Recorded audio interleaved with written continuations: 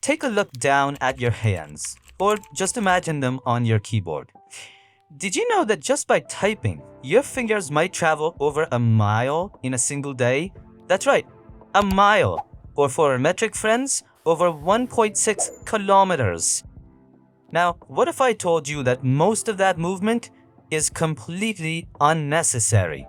That the layout of the keys you use every single day, the layout you've spent years mastering, wasn't designed to be the fastest or the most comfortable. In fact, it was designed to solve a very specific, very mechanical problem that hasn't existed for almost a century. You're not typing on a keyboard. You're typing on a ghost from a smoky workshop in the 1870s. This is the unseen story of QWERTY, the accidental standard that your fingers are still loyal to. And the central mystery is, why? To understand our keyboard, we need to go back in time. Not to the age of computers, but to the age of steam, steel, and ink. The mid-19th century. Imagine writing a letter. Every word is a slow, deliberate act. For businesses, governments, and authors, this was a massive bottleneck. The world was speeding up, but communication was stuck in the past. The dream was a writing machine, and many tried to build one, but the first commercially successful typewriter came from a man you likely never heard of, an American inventor and newspaper editor named Christopher Latham Sholes. In 1867, in Milwaukee, Wisconsin, Sholes and his colleagues created a machine that looked like a strange piano. It had black and white keys, and when you pressed one, the metal arm would swing up and strike a piece of ink-soaked ribbon, leaving a perfect letter on the paper. It was a mechanical ballet. But this ballet had a fatal flaw.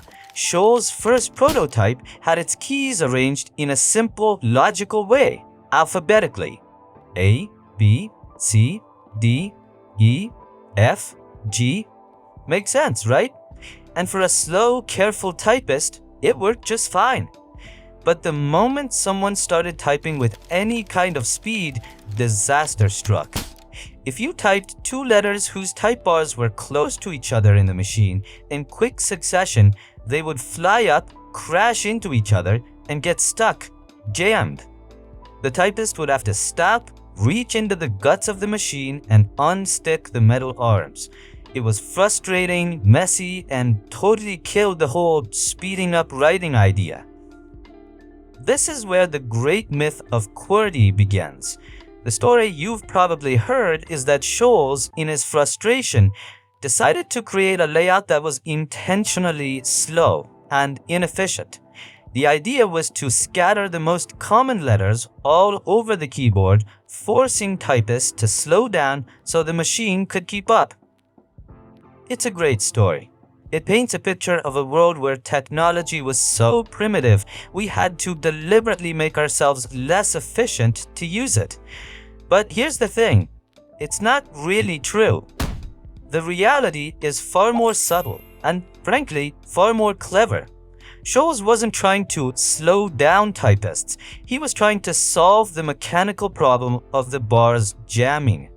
His goal wasn't to slow down the human, but to prevent the machine from crashing. So, he and his associate, Amos Densmore, began studying letter pair frequencies in the English language. They realized that the problem wasn't just single common letters, but common pairs of letters, like TH or HE or ER. If the bars for those letters were side by side, they were almost guaranteed to jam when a typist hit them in sequence. So, the new mission was simple. Identify the most troublesome letter pairs and physically separate their type bars as much as possible inside the machine. The result of all this tinkering was QWERTY. Look at the layout. T and H, one of the most common pairings in English, are a good distance apart. The letter A and S, another common pair, are right next to each other, but their type bars were positioned on opposite sides of the mechanism. It was a mechanical compromise, a design born from the physical limitations of a specific machine. It wasn't about making it difficult for you to type the. It was about making sure the T bar and the H bar didn't get into a fight on their way to the page. And it included a brilliant little marketing trick. All the letters needed to type the word typewriter were placed on the top row, so salesmen could quickly and easily peck out the brand name for customers. QWERTY. Typewriter. Clever, huh?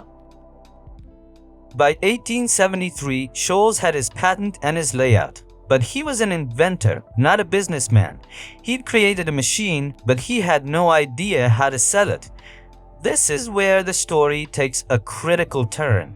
Sholes and his business partners struck a deal with a company that knew a thing or two about precision manufacturing and marketing. E. Remington and Sons. Yes, that Remington. The gun makers. They had the factories and the expertise to mass produce these complicated machines. In 1874, the first commercial typewriter, the Sholes and Glidden, later renamed the Remington No. 1, hit the market, and its keyboard layout, QWERTY. The Remington No. 2, released in 1878, was a massive hit. It introduced one more crucial feature, the shift key.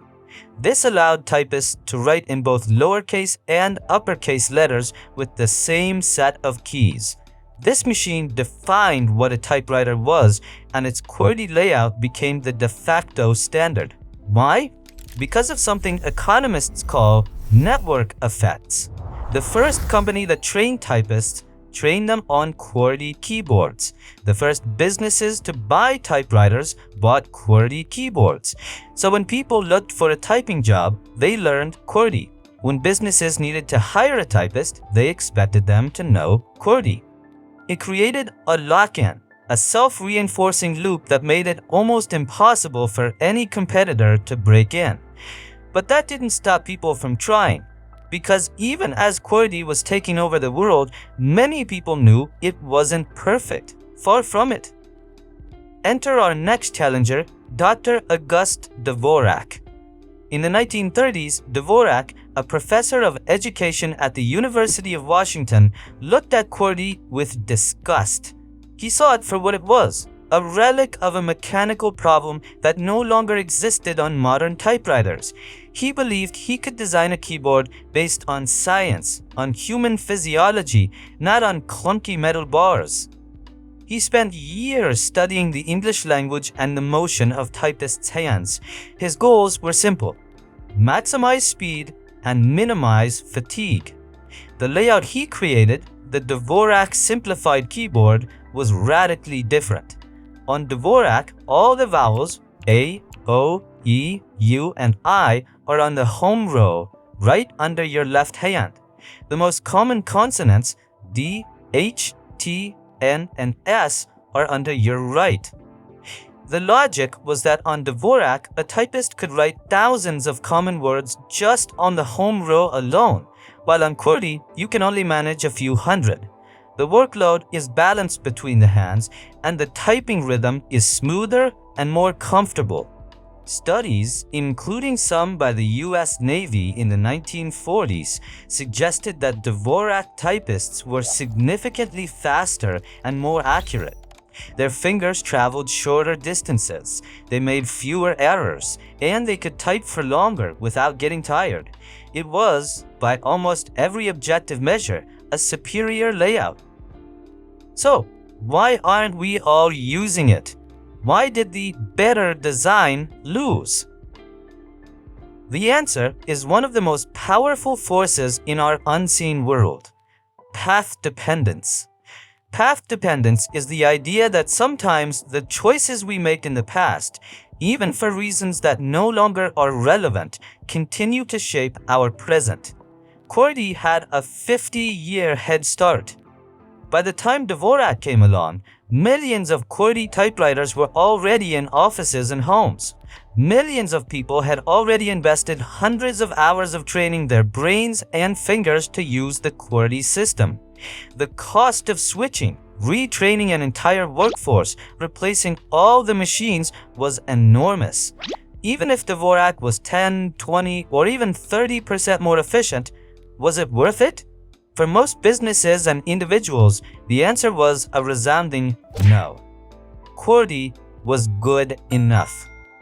And so, the accidental standard, the ghost from the 1870s machine shop, survived. It survived the electric typewriter. It survived the leap to the first computer terminals. And now, here we are. We're tapping it out on screens of glass on our phones, devices with no mechanical arms to jam whatsoever. And yet, the QWERTY layout persists. The QWERTY row is still there, a fossil embedded in the digital bedrock of our lives. Of course, today the keyboard itself is facing new challengers.